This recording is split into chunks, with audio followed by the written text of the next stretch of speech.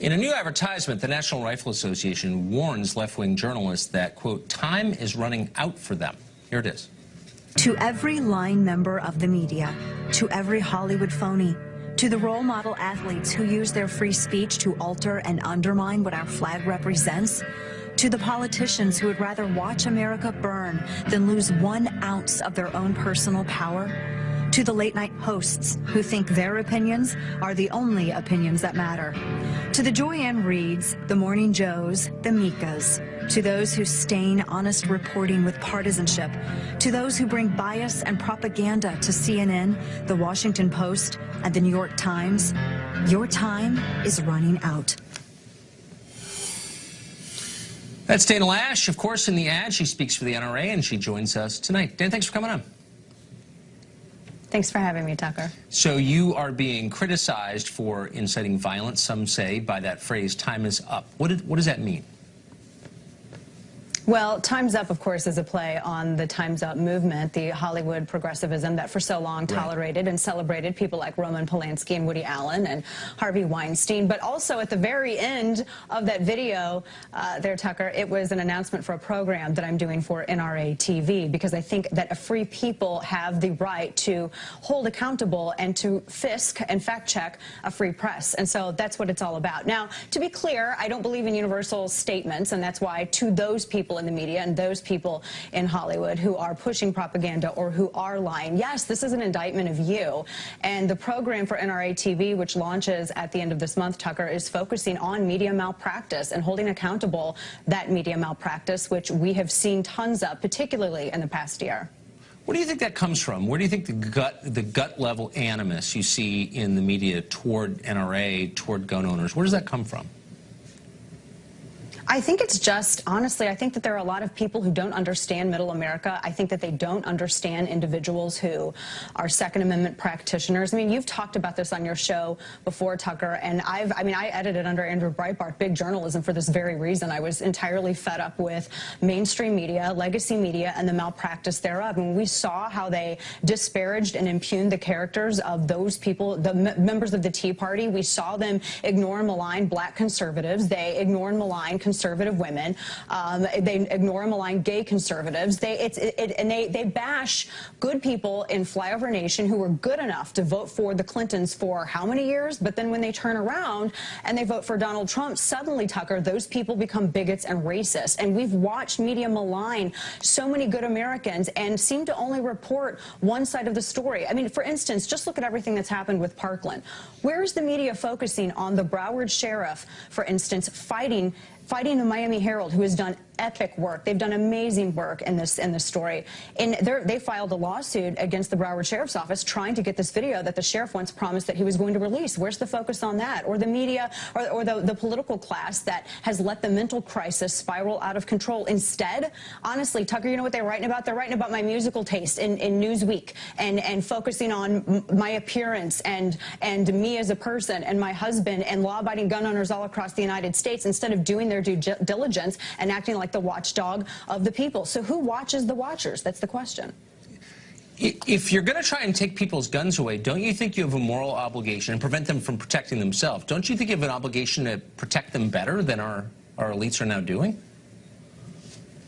Yeah, that's what I don't understand. Here we're looking at multiple systemic failures coming from the government that failed to protect us, all the while we have all of these individuals telling us, well, you can trust the government to protect you. Well, really, because they didn't with Sutherland Springs, and they didn't with Garland, Texas, and they didn't with San Bernardino, and they didn't with the Navy Yard, and they didn't in Parkland, and they didn't in Charleston. I could go on, because there were balls dropped in every single one of those instances, Tucker. And the political class has been largely silent. They haven't been moved to make sure that the background check system works, like Wayne LaPierre has called for 25 years to do.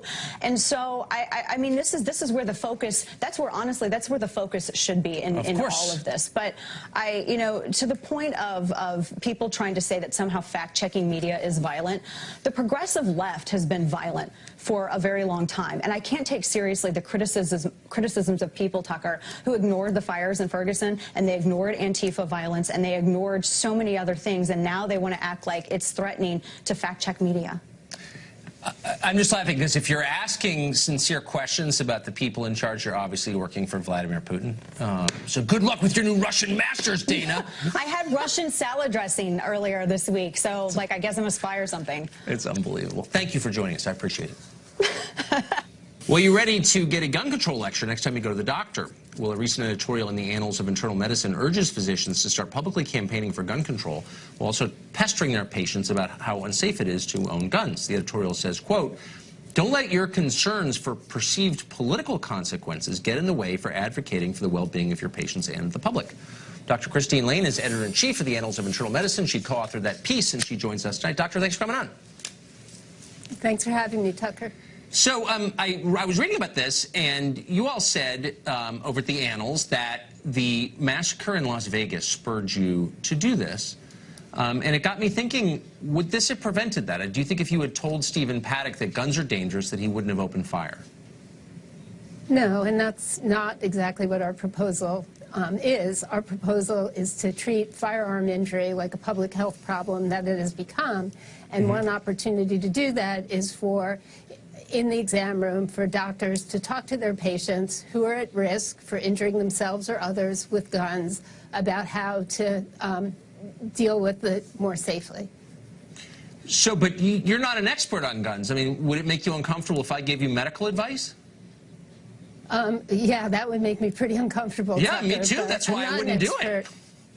I'm not an expert on guns, but I am a medical expert, and part of what physicians do is to assess risk and then help talk to their patients about mitigating those risks. Oh, assess risk. Like when you guys sent tens of millions of doses of opioids into Appalachia and killed over 100,000 people. That kind of risk. Where were you then?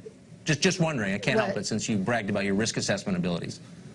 Well, risk assessment, we do assess risk, and it wasn't doctors that sent tens of million doses of opioids to Appalachia or other places, but we do assess risk. We assess risks of high blood pressure, smoking, risky sexual behavior that puts people at risk for infections. When people are elderly and at risk for falls, we ask about area rugs in the home. We talk to patients about seatbelts. There are lots of different risks that we assess. And this proposal is to remind physicians that when they have a patient who's at risk for harming themselves or others, to ask about whether they have guns in the home and then talk to them about more safely storing those guns or other interventions that can make them and their family safer. What would you acknowledge that there are people who ought to have a gun in the home? Like if you live alone in a tough area where there's a lot of crime, home invasions, would you ever say, you know, it's probably better to have some way to defend yourself? As a physician, I would not, I don't think that that would be in my purview to do. I mean, it's certainly people's right in this country. But if that person was at risk of harming themselves or others, then I would be counseling them that maybe it would not be safe to have a gun in their home. But what if they were at risk of being harmed? I mean, if the point of this is harm reduction, as you claimed it was, then, I mean, if someone was a delivery man, for example, in a tough neighborhood delivering the newspaper or delivering to bodegas at 3 in the morning, wouldn't you say it's probably better to be armed? Actually, Tucker, there are data out there that show that if people have access to a gun in their home, it doesn't actually keep them safer. They're at much higher risk for completed suicide or for a gun homicide, people that have guns in their home. So I guess there's data to say that your assumption that having a gun in your home keeps you safer, there really are data that refute that assumption. Yeah, I don't think you know the data, really, because when you take suicide out of that, it's a totally different picture. And that's a separate question I'd love to ask you about, whether you're against suicide and trying to prevent suicide. But let me just ask you, are you saying that there is no circumstance where someone is safer with a gun? Is that your medical position? No, what I was saying is that in a systematic review published in Annals of Internal Medicine that looked at 16 studies that evaluated the risk of a completed suicide or gun homicide by whether or not the person had access to guns in the home, that the risk for both those things, a completed suicide and a gun homicide, was higher in individuals who had access to guns. I'm familiar with those home. statistics, and they're misleading, and so I'm a little surprised that you're citing them, because I think serious people know that. But let me just ask you this. If I said I live at the end, I'm disabled, and I live at the end of a long road where the police can't get there within 10 minutes, there have been home invasions, I feel I need to protect myself, I feel I need a gun, would you actually say, no, you don't need a gun? I mean, what would be your advice? I think that's the patient's choice, but if that patient was depressed and at risk for suicide, or was having homicidal ideation, or had cognitive deficits, I would probably counsel them that it was more safe for them not to have a gun than to have a gun. Well, I think that's fair. I mean, if you're worried the person's going to kill himself, I think you're absolutely right. So you as an organization have taken a strong position against suicide, it sounds like. Is that right? Yeah. No, I mean, not all physicians have. Physicians that are for suicide.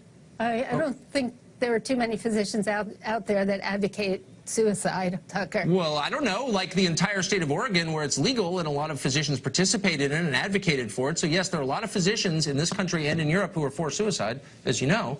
Tucker, but your group is not. You're talking about a completely different issue. You're talking about assisted suicide for people that have terminal illness and are at the end of their life. That really has nothing to do with the gun debate. Well, I don't know. People shoot themselves with guns all the time when they're in terminal pain or are facing a terminal illness. So you're just saying suicide's okay with a physician but not alone? Is that your position? I'm just trying to get to the nut of what you believe.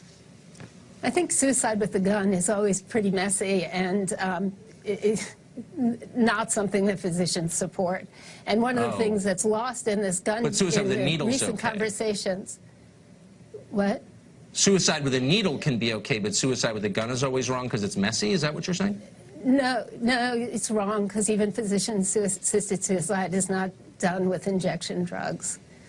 Okay. You're talking about euthanasia, which is not legal in this country. Huh. Okay. Well, you're dead at the end, no matter what. So it doesn't seem morally a different category to me, but obviously you disagree. Dr. Lane, thanks for coming on. I thought we were going to talk about firearm injury. Well, we were, but the majority, of course, of firearm deaths are suicides, as you said. And so you're trying to protect people from that, again, as you said. So I was just trying to get to the nub of what you believe, because I don't think it's enough just to come on and spew platitudes. I think it's important to explain precisely what you believe and what you mean. And so I was trying to get you to do that. Okay, so if you give me an opportunity, I will. So what this I think I have. Doctor, I think I've given you, I don't know, 6 or 7 minutes. And I think you've had a chance to explain it, and I appreciate it. Thank you.